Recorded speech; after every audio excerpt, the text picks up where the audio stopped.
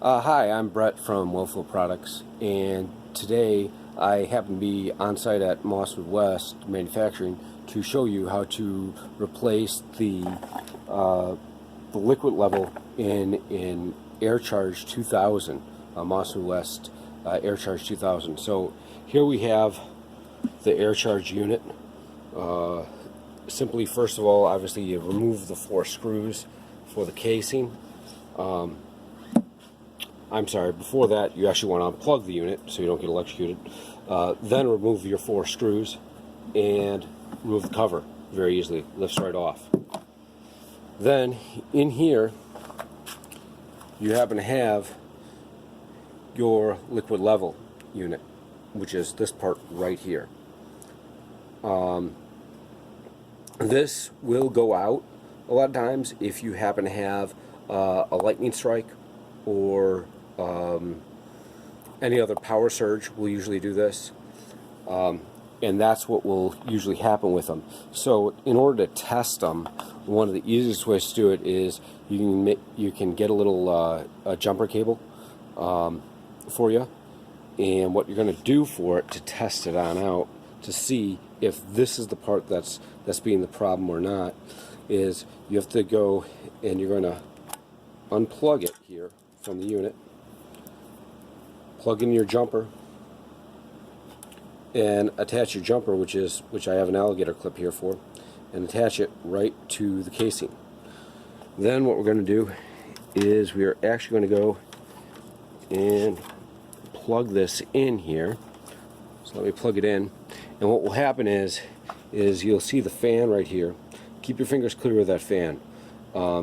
After I plug this in about 15 seconds, this fan will kick on. So I go ahead and I plug it in. We're just going to count here for 15 seconds.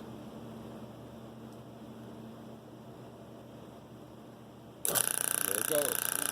So we know then that the unit here, this is a good unit for that, and that is if you're not if it's not working, then that air charger could be an issue. So what you can do as well is if you get yourself a new air charger, if that one's not starting up for you after plugging in the jumper and doing your test, to do that is pretty simple. So you just have your sorry, here I'm trying to get a good shot for you. You just have your screw here and a screw here, and then we have a connector that is also here, and obviously our other connector here that we unplugged for testing it. So for here, this type of connector is called a Molex connector. It's got 4 pins set in it, and you just simply go ahead and wiggle that guy out, and it should look just like that. Now, if for some reason these pins here, trying to find out, there you go. If for some reason these pins, like one of the pins out of your old unit broke off or something and went into here, you will have to either get that out, or you can change this whole wire connection altogether. Now these the pins in here, these female side pins, when you put them in, they can move a little bit on you, so you got to be real careful. So here's my new one. You see it's got the male pins in there, and when I connect this, let's see if I can do this one-handed here. I'd have to put my phone down for a moment.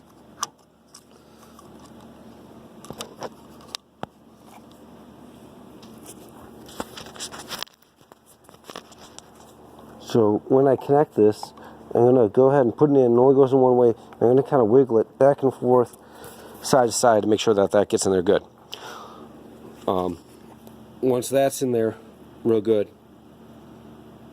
sorry about that, then again, I can grab my connector, my jumper I should say, and I can go and plug that right on in there. Get that plugged in. Plug in connect it to the ground here of the case, grab my plug, plug in the unit, and count to 15. 1, 2, 3, 4, 5, 6, 7, 8, 9, 10, 11, 12, 13, 14, 15. There it goes. Okay? Again, watch out for your fingers on this. You don't want to go ahead and put your fingers in there. So, unplug that. And then that way you know you have a good unit. You can test it very easily. Make sure that you have everything connected properly. And like I said too, if it doesn't start up, it means most likely the liquid level is probably gone on it, or has a problem with it. The other issue is we could end up with a motor problem as well. But most likely it is the liquid level switch, as that is usually the first to go whenever you have any type of electrical surge of any type. So thanks very much for watching, and once again, I am Brett from Wellflow Products. Thanks.